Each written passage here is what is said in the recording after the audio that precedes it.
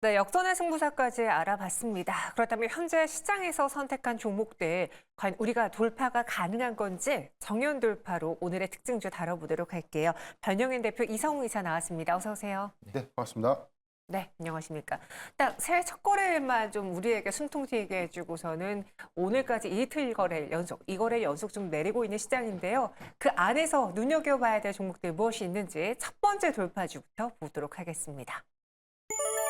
참 이런 종목이 대응하기가 어렵죠. 오늘 루머가 나왔는데 뭐 분식 회계다 혹은 감사 의견 한정 거절 받았다 뭐 이런 소식 때문에 VT가 장중에 하한가까지 내려갔습니다. 사측에서는 바로 즉각적으로 이 루머에 대응을 하겠다라면서 사실 무근이라고 발표를 했는데 아직까지 주가는 좀 내리고 있거든요. 두 분은 이 상황에 어떻게 돌파하겠습니까? 의견 주시죠.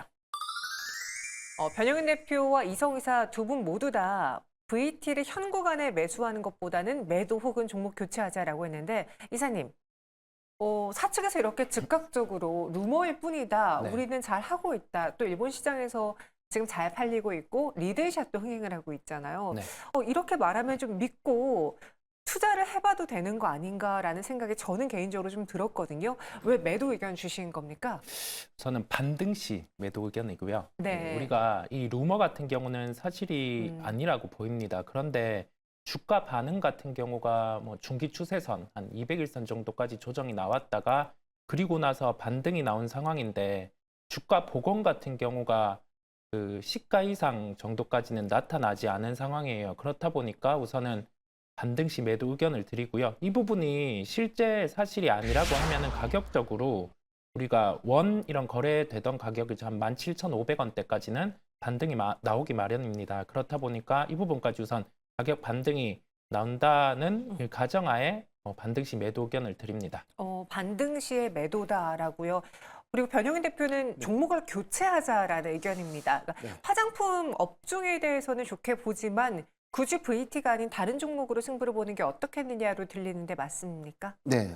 우선은 뭐 분식회계설, 뭐 감사 의견의 한정설 이런 것들은 아직 확정되지 않은 것들. 그리고 감사라는 것은 사실상 우리가 감사전 재무제표라고 해서 12월 말 결산 범위들이 연결 기준에서는 4주, 개별 기준에서 6주간 전에 감사인한테 제출을 하는 것이거든요. 그렇기 때문에 이 시점에 대한 리스크 부각이 만약에 현실화된다고 하더라도 2월 중순 이후가 되어야 되는 시점인데 이게 어떤 설에 의해서 오늘 뭐 하한가까지 터치를 했는지 이 부분까지는 너무 사실 이 노이즈 이슈가 좀 강했다라고 좀 보여지고 다만 오늘 수급적인 어떤 측면이 이 거래량이 굉장히 좀 크게 수반되었다. 지금 현재 947만 주의 거래를 수반하면서 하락했다는 부분들에 대해서는 상당히 많은 차익 매물 이후에 이 매물대가 형성이 되었다라고 좀 판단해 볼 수 있을 것 같아요. 그렇기 때문에 저는 지금 사실 이 신규종 매수 관점보다는 오히려 이제 다른 종목으로서의 어떤 종목 교체를 좀 권해드리고 저는 대안주로는 클리오를 좀 제시해 드리는데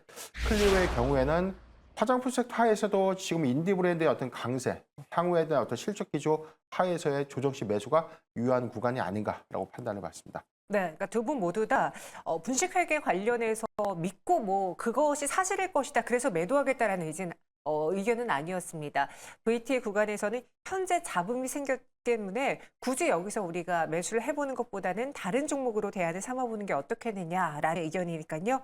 잘 참고해 보시기 바라겠고요. 현재는 9.76% 약세 보이고 있습니다. 두 번째 종목 보시죠.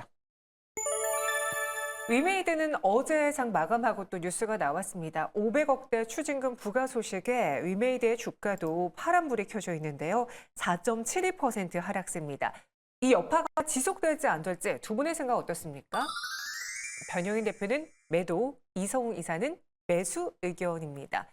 현 구간에서 이 추징금까지 부과된 위메이드를 매수해보자라는 의견은 뭔가 다른 좀 기대감이 있기 때문으로 보여지는데 어떤 걸까요? 저는 조정시 매수 관점인데 이 부분에 대한 의견의 근거가 500억의 추징금 같은 경우가 법인세가 일괄적으로 나오는 거죠. 위메이드 트리에 이 코인과 관련된 부분에 법인세가 이제는 확정이 돼서 나오는 부분이다 보니까 추후에 우리가 코인과 관련된 수익이 발생할 때 이제는 연결해서 영업이익 기준으로 잡을 수 있게 됩니다. 그렇다 보니까 되려 회계상으로는 좀 더 클리어해진다는 말씀을 드릴 수 있겠고요. 그 다음에 지금 그 외자 판호를 신청한 미르포 같은 경우가 다음 분기에 결과가 나오는데 최근에 판호가 나온 부분과 관련해서 우리나라 게임 회사 같은 경우가 포함이 됐죠. 그렇다 보니 이 부분에 대한 판호 가능성도 나타날 수 있습니다. 그런데 주가 같은 경우가 지금 비트코인 가격에 상관관계가 좀 높아요. 비트코인이 좀 조정이 나오기는 했는데 그런 부분 감안하더라도 가격적으로 봤을 때는 한 60일선을 테스트한다. 한 52,000원대까지 조정이 나오면 충분히 모멘텀에 대한 주가 반등이 나타날 수 있기에 접근, 매수 이 부분을 말씀을 드립니다. 네, 그래서 위메이드 매수인데요. 반등 시 매수, 조정 시 매수 의견이었고요.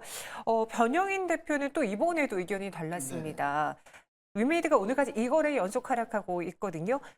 최근에 좀 주춤하고 있는 코인 가격 때문에 네. 위메이드 매도예요? 아니면 오늘 이야기한 이 추징금 부과 때문입니까? 사실은 이 추징금에 대한 재무적 반영 효과는 크게 좀 큰 영향은 없다라고 보고 있습니다. 지금 3분기 기준에서는 현금성 자산이 2,514억 정도 보유를 하고 있기 때문에 세금 내는 거에 따른 어떤 이 유동성에 대한 부분들은 리스크가 없는데, 다만 이게 영업 수익에 영향을 주는 게 아니라 영업의 수익, 여기서 단기 손실액이 좀 더 증가될 수 있는 부분들은 일시적인 재무상의 부담으로 좀 작용될 수 있다. 이 부분이 한 가지고, 두 번째는 최근에 이 중국 게임 산업에 대한 어떤 규제 이슈인데, 이게 지금 다시금 판호 발급을 좀 정상화시켰고 이런 과정들도 좀 있었지만, 지금 이 로그인에 대해서 이를 아이템을 사고 팔 수 있는 어떤 현실화된 어떤 이 가이드라인, 이런 부분들이 확장이 된다는 것은 게임사들의 이 수익성에 대한 영향을 한 번쯤 체크해 볼 필요가 있지 않을까라고 좀 판단해 봤습니다. 그렇기 때문에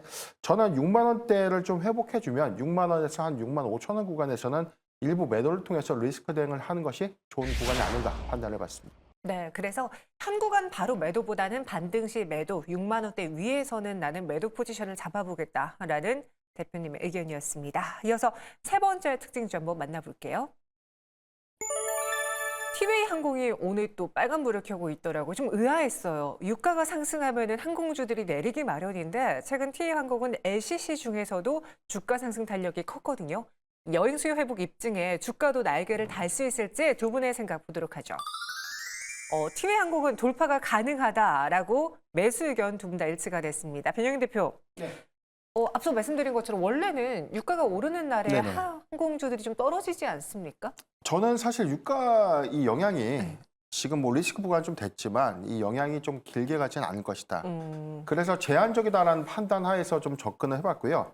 지금 항공주가 실적 기조에 대비해서 굉장히 주가 좀 못 갔던 원인 중에 하나가 이 대한항공과 아시아나항공의 이 합병 지연, 이 부분이 전체적인 항공주의 수급을 좀 제한시켰던 측면들, 그리고 LCC의 경우에는 오히려 대한항공이 아시아나항공과 빠르게 합병이 결론이 좀 난다면 여기에 관련된 운수권이 재조정되면서 이 LCC사들은 굉장히 좀 수혜가 예상될 수 있는 부분이 있다라고 좀 판단해봤고요.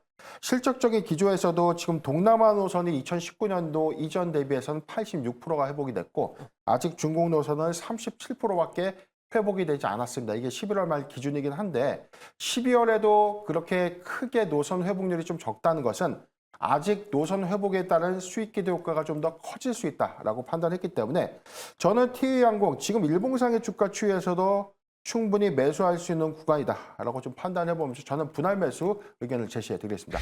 분할 매수 의견. 확실히 최근에 항공주 내에서 이 대형 항공주보다는 LCC 노선 쪽에 종목들이 더 잘 가는 것 같아요.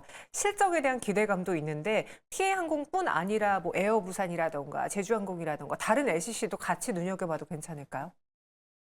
이사님? 네, 항공주 같은 경우 볼 때 네. 지금 주가가 좀 갈려서 움직이죠. 제주항공 같은 경우나 여타항공사들의 주가는 그렇게 강하지 않은데 티웨이 항공은 강한 네. 상황이에요. 그리고 주가가 반등이 나올 때 보더라도 이렇게 대량 거래를 수반하면서 반등이 나왔습니다. 그러면 다른 저가 노선과는 저가 항공사와는 좀 다른 면이 있다라는 거죠. 이 부분은 미리 코로나19 때 그 여객기 같은 경우를 보충을 해놓은 상황입니다. 소위 말해서 제조업과 비교하면 풀캐파가 도는 상황이고, 이런 부분을 감안을 했을 때 지금 주가 같은 경우가 시가총액 기준으로 보면 5,531억 정도예요.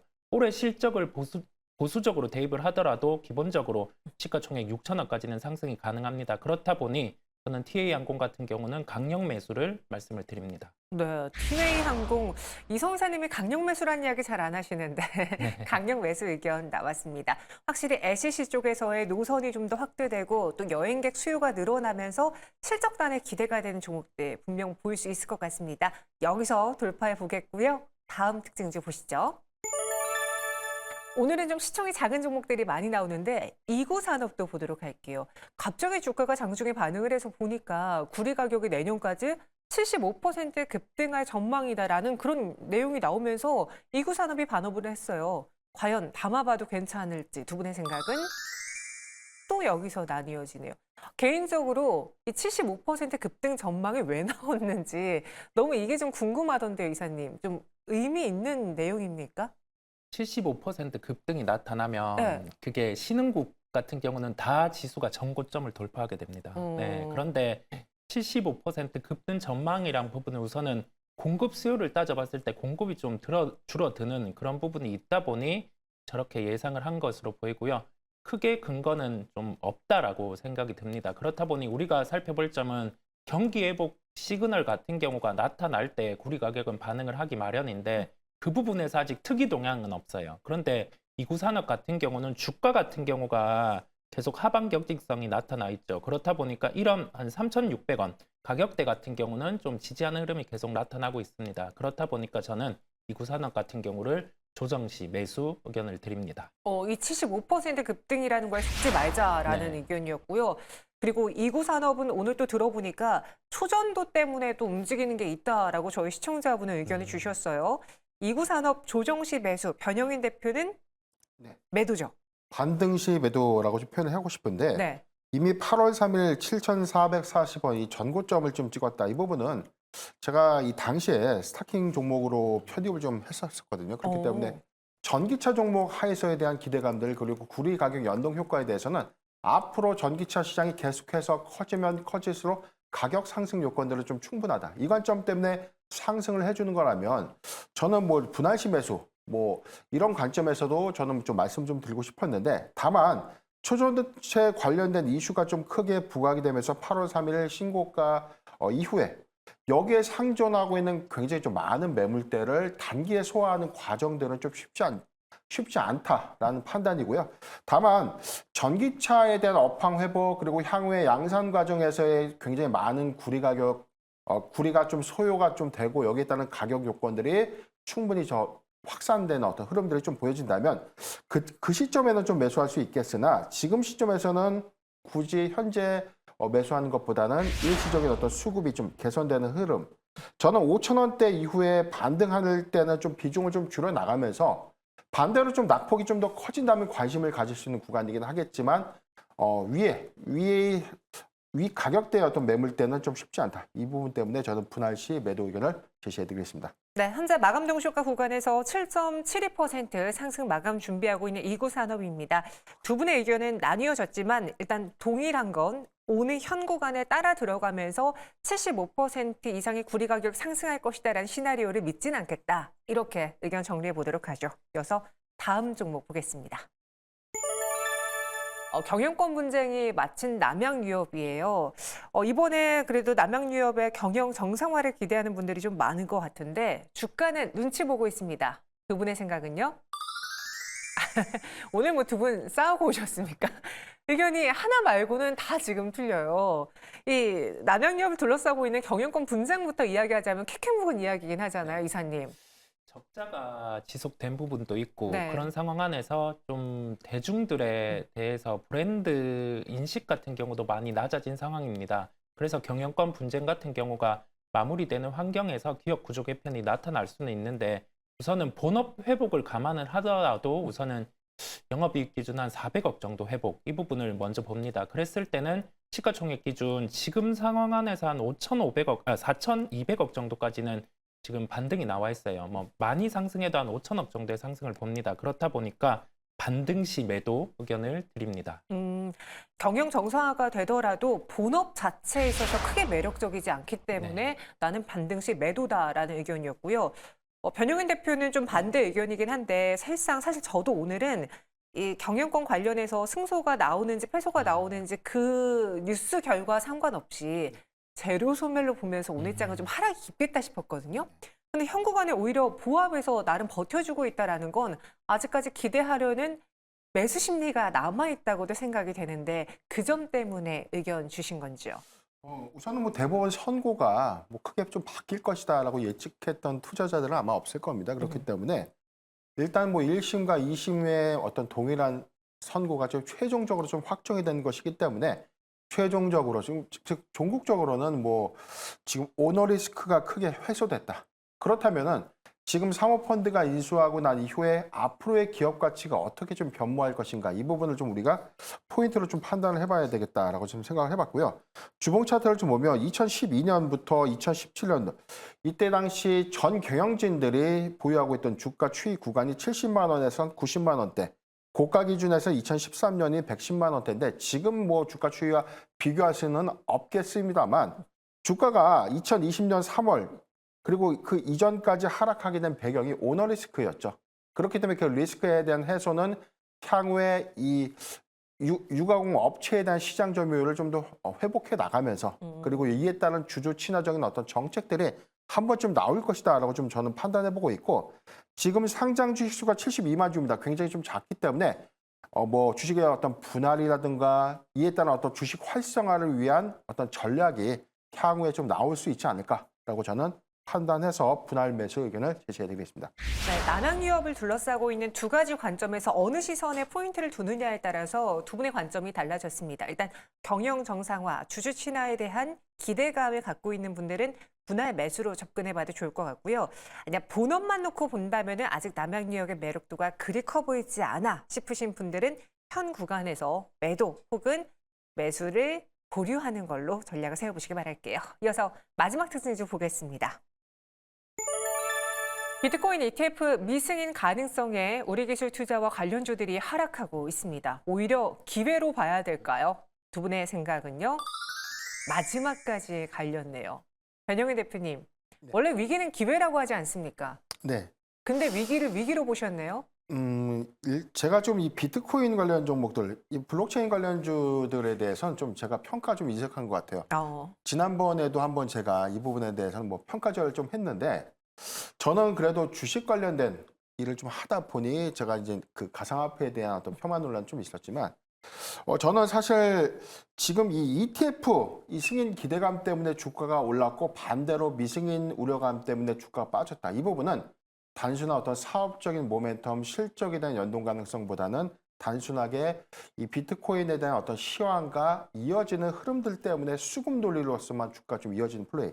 이런 부분들은 저는 제가 판단했을 때는 이게 영향적인 측면에서는 계속해서 뭐 비트코인에 관련된 이슈 때문에 상승하고 안 좋으면 또 하락하고 이런 부분보다는 정석적인 투자로 좀 한번 선회하는 것이 좀 어떤가라고 좀 판단해봤기 때문에 저는 6,000원, 7,000원 구간 좀 회복해 준다면 분할 매도 의견을 좀 제시해드리겠습니다. 네, 이렇게 6가지의 종목들 다뤄봤고요.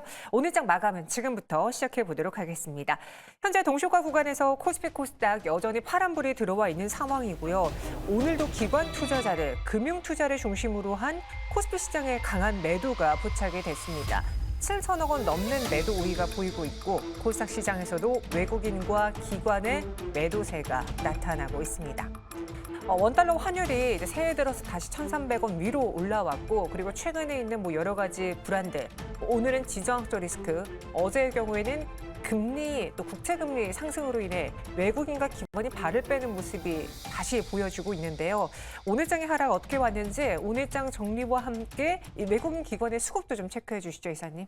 전반적인 수급 흐름 같은 경우가 우리가 선물 수량 흐름을 볼 필요가 있어요. 특히 외국인 선물 수량의 흐름인데 뭐 이런 식으로 그 매도 같은 경우가 4,174계약이 출회가 됐어요. 그러면서 지금 금융투자 주체 같은 경우가 작년 말에 배당 차익 매수로 들어온 자금 같은 경우가 매도로 전환돼서 출회가 되고 있습니다. 아직 한 1조 5천억 원 이상은 더 나올 자금이 있는 상황이고요. 그렇다 보니까 시장 같은 경우도 좀 변동성이 커져 있는 상황까지 더해졌습니다. 이 부분에 대한 수급의 출회 같은 경우는 적어도 뭐 다음 주까지는 이어질 가능성이 존재합니다. 그렇다 보니까 수급적인 측면에서 좀 기관의 금융투자 주체 배당 차익 매도 같은 경우가 마무리되는 기점을 체크하시고 대응하시길 바랍니다. 네, 이렇게 오늘 시장 정말 녹록지 않았습니다. 전반적으로 무거웠는데요. 이런 시장 안에서도 오히려 지정학적 리스크에 반발 수혜를 보는 종목들은 상승 마감을 했습니다. 오늘 주제를 한번 보실까요? 여러분들 다들 들어보셨겠지만 오늘 시장에서 살아남은 것들은 유가 상승 수혜주들. 유가 상승 수혜 그리고 이와 함께 천연가스 관련주들이 올랐습니다. 간밤에 서부 텍사스산 원유 WTI 가격이 크게 올랐어요. 3%가량 올랐고 인도에서도 브렌트유가 3.11% 상승하면서 최근에 하락하는 추세가 다시 돌아가는 모습입니다. 왜 유가가 올랐냐? 잇따른 지정학적 리스크가 불거졌기 때문인데요. 여러분들 아셨겠지만 이란에서 폭탄 테러가 발생이 되었습니다. 가셈 솔레이마니 혁명수비대 최고사령관의 4주기 추모 행사에서 갑작스럽게 2차례 폭발이 발생을 했고요. 이로 인해 현재까지 집계된 발언은 103명이 사망을 그리고 부상자의 경우에는 200명에 육박한 것으로 보여지고 있습니다. 정확히 누가 이 폭탄 테러를 했느냐에 대해서는 밝혀진 바가 없지만 그래도 최근에 둘러싸고 있는 이스라엘과 하마스 간의 전쟁 속에서 반이스라엘에 대한 심리가 다시 또 불거질 수밖에 없었던 거였고요. 또 여기에 레바논 무장 드론 공격도 벌어졌습니다. 하마스에서 설 3위인 살레 아라루리 하마스 정치국 부국장이 이로 인해서 사망을 하면서 지금 중동의 화약고가 다시 나타나고 있다. 중동 긴장이 점점 더 깊어지자 간밤에 국제유가가 급등을 한 것입니다. 이렇게 된다면 우리가 또 볼 수 있는 게 단순히 유가 상승이 아니라 물가 상승으로도 이어지면서 경기를 위축시키는 거 아니냐라는 불안 요인으로 작용할 수도 있거든요. 과연 두 분의 생각은 어떤지 먼저 변영인 대표님, 이 유가 상승에 따라서 오늘 시장에 좀 희비가 많이 엇갈렸는데 지속될 만한 내용이라고 보시는지요? 저는 일단 지금 유가 추이를 좀 보면 차트를 좀 보더라도 네. 지금 1년간의 이 원유 차트의 흐름들을 좀 봤을 때 고가 기준이 95달러, 지금 저가 기준에서는 한 63달러, 지금 구간이 72.7달러이기 때문에 사실 이게 이 중동발 리스크에 따른 이 유가가 급등했다라고 좀 단정하기는 좀 어려운 구간이다. 4분기에 유가에 대한 수요 우려감들이 좀 우리가 반영될 것이다라고 좀 판단을 했어도 전망을 했어도 그래도 배럴당 75달러 기준을 좀 유지할 것이다라고 했는데 오히려 그 미만을 좀 유지했다는 것은 일시적인 영향이다. 저는 그래서 중동발 리스크 때문이 아니라 리비아에서 이 시위대에 대한 어떤 이 원유, 이 저장 장치에 대한 일부 봉쇄에 대한 어떤 영향이 작용하지 않았나. 그렇기 때문에 저는 이게 장기간 가기보다는 좀 단기성, 즉 일회성 어떤 제한 효과가 있지 않을까라고 좀 판단해 봤습니다. 맞습니다. 그 중동에서 있는 이 지정학적 리스크보다는 이 리비아 유전 폐쇄가 간밤에 국제유가 상승에 큰 영향을 미쳤다라고 분석을 했는데 실제로 오펙 회원국인 리비아에서 엘 사라라 유전이 시위대 영향으로 폐쇄가 됐습니다. 하루에 30만 배럴을 생산하는 유전인데요. 이곳이 폐쇄되었다라는 소식 때문에 유가가 올랐습니다. 우리가 이선님 처음에 좀 걱정했던 게 이 이스라엘과 하마스 간의 전쟁이 다행히도 그 지역에 유전이 없다는 거에 유가 상승에 큰 영향을 안 미칠 거다라고 봤거든요. 네. 근데 계속 이렇게 중동이 불안하고 무언가 유전이 폐쇄가 된다면은 이건 실질적으로 유가 상승에 영향을 미칠 수밖에 없는 뉴스인데 그럼 이전보다 지금 상황이 더 심각해졌다라는 거는 인정해야 되지 않을까요? 어떻게 보시는지요?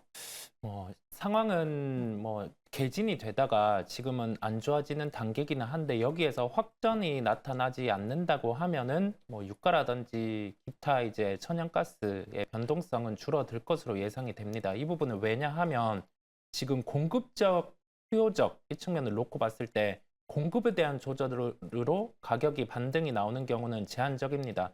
배럴당 100불이라든지 이러한 가격대를 넘어서지는 못해요. 실제 수요 같은 경우가 견인이 돼야지 가격대 같은 경우는 한 100불을 넘어서는 흐름이 나올 수 있습니다. 지금은 공급적인 요소의 변화로 인해서 유가 같은 경우가 반응을 한 상황이고요. 확전이라든지 그런 부분이 나타나지 않는다고 하면은 유가의 반등은 제한적일 수 있음을 기억하시면 되겠습니다.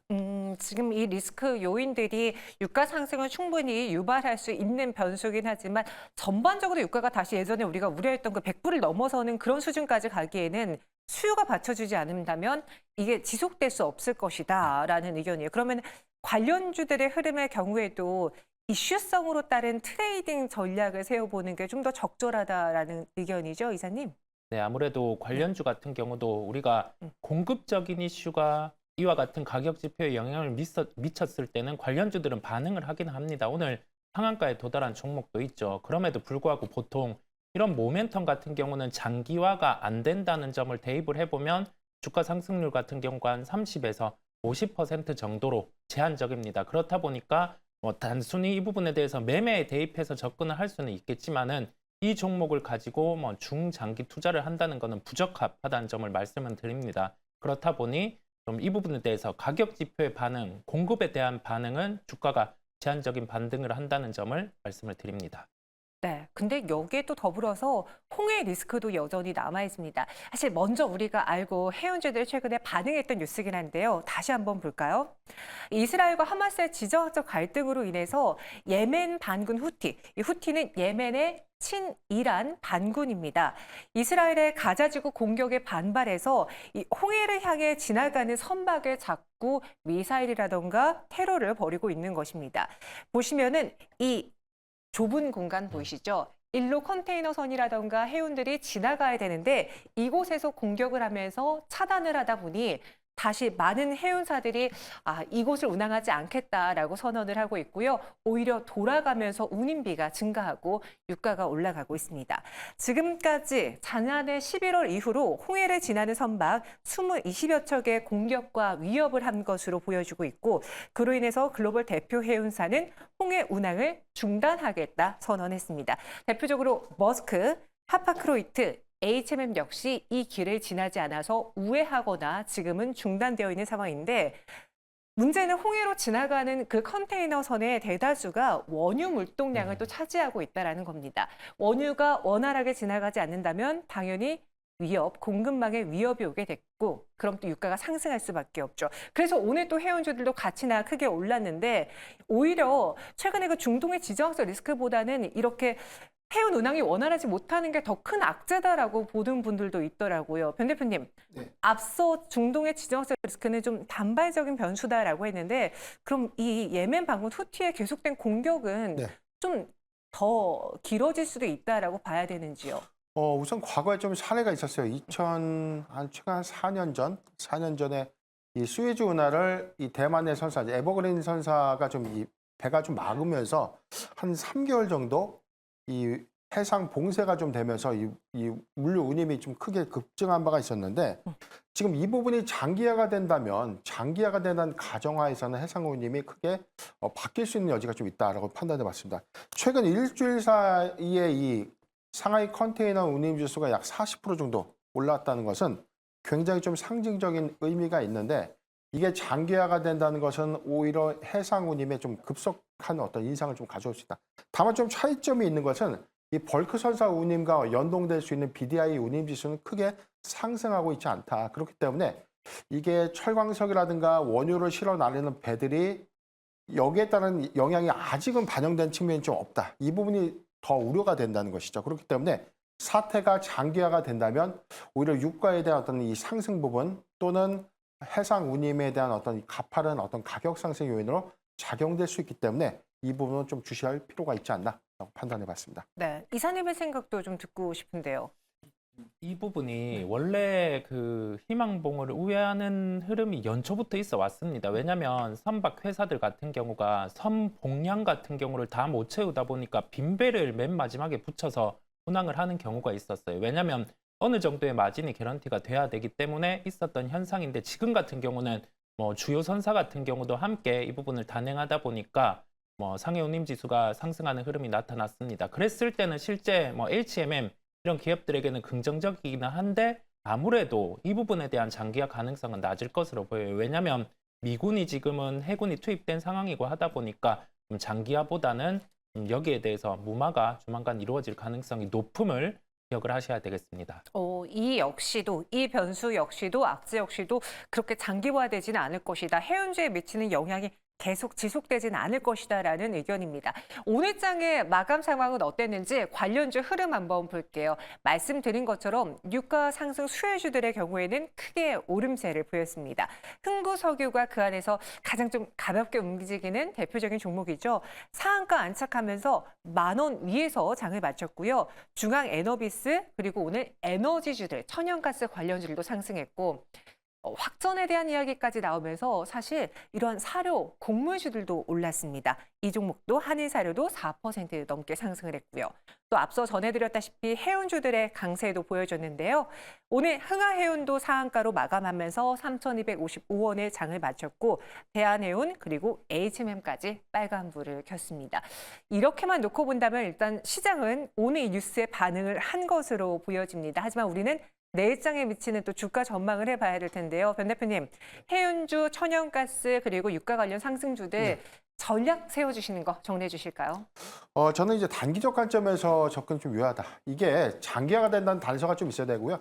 두 번째는 확전을 좀 주시해야 되는데 이란이 과연 이 중동발 전쟁에 개입을 할 것인가 이 부분인데 지금 이스라엘과 미국이 이란발 이 폭탄 테러에 대해서는 전면적으로 부인을 했습니다. 그렇기 때문에 지금 뭐 IS 소행이다라고 좀 밝혀지면서 이 부분은 추후에 확전 가능성을 좀 낮추는 계기가 좀 되지 않을까라고 판단해봤고요. 만약에 최악의 상황으로 인해서 중동발 리스크가 좀 더 크게 부각이 된다는 단서라면 관련된 어떤 이 추이 부분에 영향은 좀 크겠지만 저는 이게 지금 이 우려감이 선반영되는 효과로 좀 나타내지 않았나라고 좀 판단했기 때문에 철저한 이 단기적 관점 또는 트레이딩 관점으로 접근이 유효하지 않을까라고 판단해봤습니다. 네, 단기적인 트레이딩 관점으로만 우리가 중장기로 가져갈 만한 이슈는 아니다라고 선을 그었습니다. 그럼 이 뉴스와 관련해서 내일 시장에서 우리가 눈여겨볼 만한 종목은 없는 건지 지금 뭐 유가 관련주들에 대해서는 뭐 내일장 매수 의견을 주시지는 않을 것 같거든요.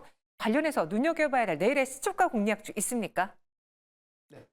저는 오히려 역발상으로 좀 생각을 해봤어요. 이게 유가 상승에 대한 영향, 이 부분들이 좀 제한적이다라면 저는 항공주가 이에 따른 피해주, 우려감 때문에 수급적인 제한 측면이 좀 있었기 때문에 저는 대안주로 대한항공을 좀 제시해드리는데 오늘 추이를 보면 크게 항공주도 크게 빠진 부분이 없어요. 오히려 LCC사, 아까 TA항공 같은 경우는 상승 흐름을 좀 보여줬고 오늘 대한항공은 23,000원, 지금 보합권 마감을 좀 했는데 오히려 지금은 가격 지표에서는 241선을 좀 이탈한 흐름들 이 부분을 우리가 좀 주시해 본다면 지금 구간이라면 저는 조정 시 매수할 수 있는 구간이 아닌가 그리고 시초가도 충분히 공략한 구간이 아닌가라고 판단을 해봤습니다.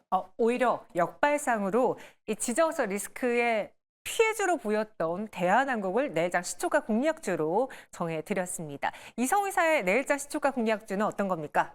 저도 만약에 여기에서 확전이 된다라고 하면은 뭐 가격 지표 같은 경우에 반응이 격렬할 수 있겠지만은 그렇지 않은 케이스까지 생각을 해봤어요. 그러면 천연가스 가격이라든지 유가 같은 경우가 이 정도 수준 레벨에서 유지되는 그러한 측면에서 주가 상관관계가 높은 대안주 같은 경우는 BHI라는 종목을 말씀을 드릴 수 있겠고요. 여기에서 그 LNG 가격 같은 경우가 현재가로 유지된다라고 하면은 한 6개월 정도 시차를 두고 복합 화력 발전과 관련된 수주가 나올 수 있습니다. 그 기본적인 수주를 바탕으로 원전과 관련된 보조기기 사업도 영위를 하고 있어요. 그렇다 보니 플러스 알파 요인까지 존재하는 그런 기업이라서 대안주로 말씀드리게 되었습니다. 네, 알겠습니다. 이렇게 BHI까지 시초가 공략주로 선정해 드렸어요. 오늘 두 분과 함께 오늘 시장에서 눈여겨봐야 될 뉴스 정리해 드렸어요. 관련주들에 대한 추가적인 상승, 매수, 중장기적인 전략보다는 단순 트레이딩 전략으로 정리해 보시기 바라겠습니다. 여기서 인사드릴게요. 고맙습니다.